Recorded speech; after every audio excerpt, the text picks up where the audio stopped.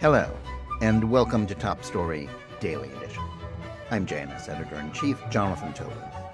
Thanks for joining me for a discussion on the most pressing issues in the Jewish world. Please like, subscribe, and give us good reviews when you listen to the show. Now let's get started. Few serious people think Robert F. Kennedy Jr.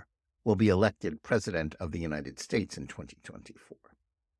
The nephew of President John F. Kennedy and the namesake of his brother, Robert F. Kennedy, who was also assassinated 6 years later in 1968, is at this moment the main rival for the Democratic nomination to President Joe Biden. The Democratic race is not set up to allow Biden's defeat. There will be no debates, and the primary rules are all geared to ensure that the process will be a coronation of Biden that will not require him to expose himself to the rigors of campaigning or the scrutiny that attends his every stumble, both literal and figurative. But even those pundits most dismissive of his efforts are admitting to surprise at the level of support that RFK Jr. is generating, as evidenced by the 20% he received in the latest CNN poll. Some are starting to believe that dismissing him as a crackpot extremist might be a mistake for an incumbent who began his re-election effort with only 26% of Democrats saying they wanted him to run again, and with a job approval rating that's been deep underwater for the last 2 years. That's why Kennedy's tweet last week in support of the aging rock star anti-Semite Roger Waters shouldn't be ignored. Though it was soon deleted, and the candidate then tried to rationalize what he had written, which was also eventually deleted, it's worth probing what would have led him to praise Waters after one of his most despicable performances. Let's start by noting the irony of Kennedy's support for someone who is as dedicated to the destruction of Israel and to defaming the Jewish people as Waters. His father was, after all, murdered by Sirhan Sirhan, a Palestinian Arab who claimed that his crime was revenge for Bobby Kennedy's support for the State of Israel.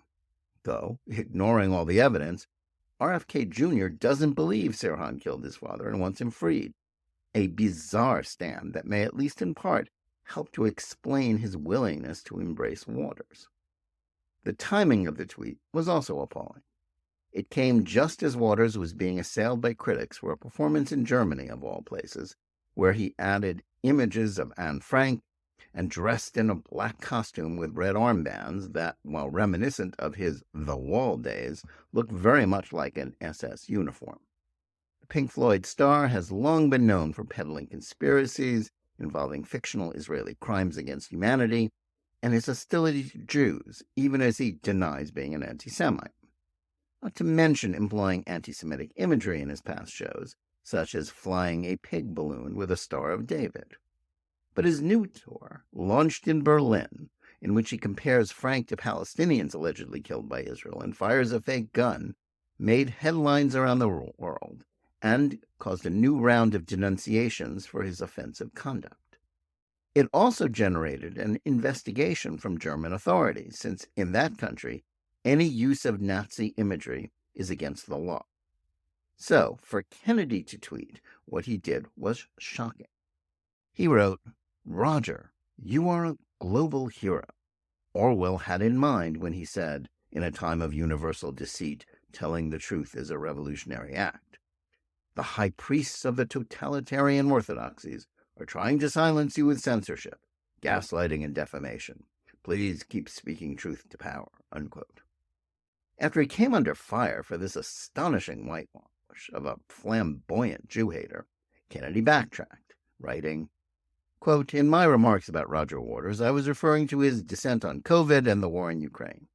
I have only recently learned about some of his other views, which I do not share," unquote.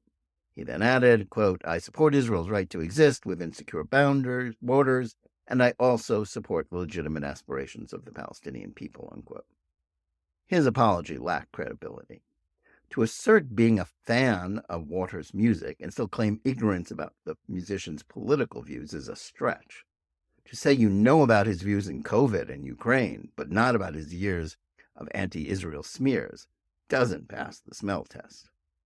The problem this reveals is that while some aspects of Kennedy's agenda are resonating with American voters, he is still someone with strong ties to the far left, where hatred for Israel is normative. Now, RFK Jr. grew up in the media fishbowl in which his famous family lived, and he embodied the dysfunction that seemed to stem from their tragic history.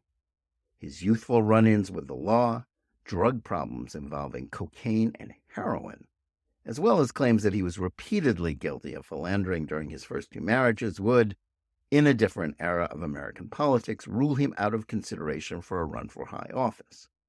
However, after Bill Clinton and Donald Trump, we can't say that anymore. Kennedy's adult life has been spent pursuing environmental activism, and more lately, promoting opposition to vaccines. His advocacy for clean air and water put him in the mainstream, but his willingness to advocate for the false theory that vaccines caused autism put him squarely out of it. Until the pandemic, his life was better known for its soap opera aspects. He became a different type of celebrity once he emerged as a leading critic of government coronavirus policies.